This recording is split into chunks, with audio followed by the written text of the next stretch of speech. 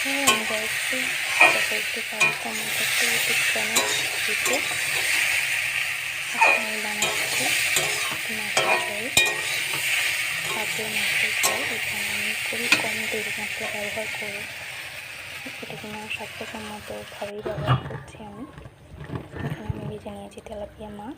যেহেতু আমি বলেছি রান্নাটা করি সাধারণ এবং তেল মশলা ছাড়া, তাই এখানে আমি বাটা মশলা ব্যবহার করেছি।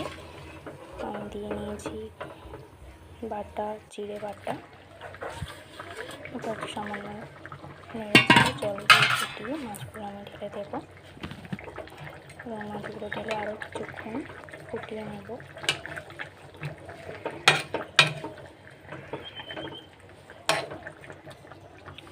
তারপর ঢাকনা দিয়ে ঢেকে খানিকক্ষণ ফুটিয়ে তরকারিটা টেস্ট করব, দেন সামান্য একটু নুন দিয়ে নামিয়ে নেব।